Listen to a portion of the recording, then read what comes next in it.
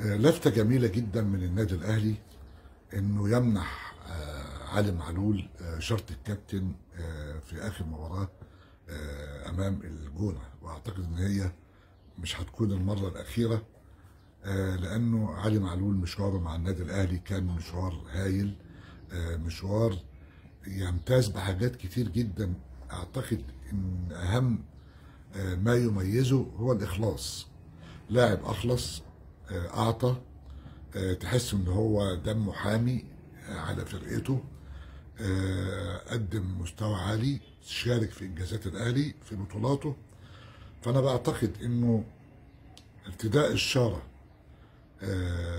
أو شرط الكابتن، كابتن النادي الأهلي لعلي معلول، أعتقد ده خير تكريم للنجم التونسي الكبير قبل ما يغادر. وبعتقد زي غيري انه هذا التقليد او هذا التكريم هو الصفحة الأخيرة لعلي معلول مع النادي الأهلي. الحوار الجميل اللي عمله فوزي لقشح مع الزميل محمد الليثي وأذيع على قنوات الراديو والشاشة، أعتقد إنه حوار مهم جدا جدا والناس كتير جدا شافته. واللي عجبني في هذا الحوار زي حضراتكم بالظبط إنه حتى في الأسئلة المحرجة كان لقشع بيجاوب بذكاء شديد جدا جدا. كان تعرض فوزي لقشع لاتهامات بإنه بيجامل الفرق المغربية على حساب الفرق المصرية، رد بإيجابية جدا جدا وقال إنه لو أنا كده يعني كان الفرق اللي بشجعها لنهضة بركان فازت بالدوري ولو مرة واحدة في المغرب، أو لو كان ليا إيد طويلة على التحكيم الإفريقي كان نهضة بركان كسب الزمالك في الفاينل مثلا، وإن أنا مش أحسن واحد في القارة، في ناس كتير جدا حلوين. وجاوب على كام سؤال مهمين. هقف عند حاجة واحدة بس بتبين عبقرية الجبلاية، معرفش محدش خد باله منها، ويمكن اللي وقفوا عندها قليلين قوي. قال لك والله الناس اللي اتهمتني على ان انا خدنا المباراه بتاعت دوري الابطال افريقيا لما اتلعبت مره واحده بس من سنتين ثلاثه، الوداد فاز بيها لسبب بسيط جدا، ان النادي الاهلي ما تقدمش، وان السبب الرئيسي اللي الاهلي ما تقدمش بالطلب انه سيد جمال علام ما خدش باله تقريبا. فانا ماليش ذنب والله، ده احلام علام كانت يعني اكبر بكتير من بعض الامور الاخرى، غير ان مصر تستضيف هذه البطوله او النادي الاهلي يستضيفها. فدي برضو عبقريه الجبلايه. الحقيقه انه لو بصينا على جدول الدوري الممتاز المصري هنلاقي ان الجدول النهارده بدأ يقرب من بعضه الى حد ما، ولكنه يعني ما يزال بعيد. ولو بصينا على اللي حوالينا هنلاقينا ان احنا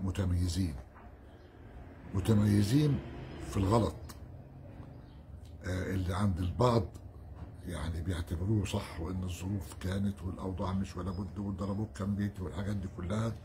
لكن عجبني جدا جدا ان الاتحاد طمعان في المربع الذهبي، عجبني جدا جدا ان المصري طمعان في المربع الذهبي. في فرق في شكل الجدول النهارده يعني اتمنى انه الدوري ينتهي والفرق دي موجوده فيه، لانها ترتبط بالانديه الجماهيريه، واحنا كلنا مع الانديه الجماهيريه.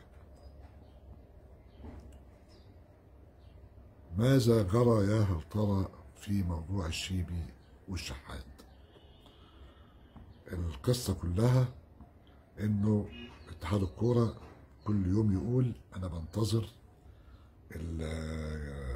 تقرير لجنة الانضباط عشان اتصرف. هتتصرف ايه يا عم؟ اتصرفت في حاجة قبل كده؟ بننتظر تقرير لجنة الانضباط عشان نشوف الدنيا فيها ايه. كل يوم نقرا الكلام ده كله. بيفكرني اتحاد الكورة لما الفاينل كاس مصر اتلعب في الرياض وحصل فيه بعض المشاكل، وكان في عقوبات بتنتظر بعض اللعيبه من ضمنهم شيكابالا، واتحاد الكوره قاعد يطنش وبعدين يصهين وبعدين يقول لك الناس هتنسى. ايه يا عم اللي حصل؟ يقول لك والله الراجل البرازيلي الحكم ما بعتش التقرير. يفوت يوم والتاني، ايه يا مولانا الراجل البرازيلي ما بعتش التقرير ليه؟ يعني مش عايز اعبركم يعني ولا ايه؟ ما بعتش. لغايه ما اتحاد الكوره حس يعني ان المنظر مش لطيف، فراح جايب المراقب وقال له اكتب لنا كلمتين ودب دب ناخد قرارين. وشيكابالا مش عارف خد عقوبه ماتشين ولا كام ماتش يعني، مش دي المشكله. لكن نفس القصه بينتظر تقرير لجنه الانضباط. الشيبي مزرجي ومتمسك بموقفه، والاهلي بيضغط محدش يروح للمحكمه المدنيه، وماشيين في الموال ده. الاهلي بيحذر هروح للاتحاد الدولي، والشيبي بيقول لك انا مش هتراجع عن موقفي. طب نعمل ايه؟ نقعد مع بعض؟ لا، ما حدش قاعد مع حد. اتحاد الكوره بيتفرج وما زال حتى الان منتظر التقرير.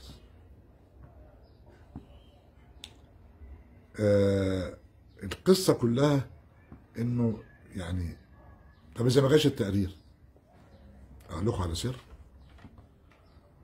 انا شامم كده يعني والله اعلم ان اتحاد الكوره هيفضل يدقلج يدقلج يدقلج في قضيه الشيبي والاهلي لغايه ما تيجي من حته تانيه، ما تجيش من عنده، حتى لو القرار اتاخر الى ان تنتهي مده هذا الاتحاد.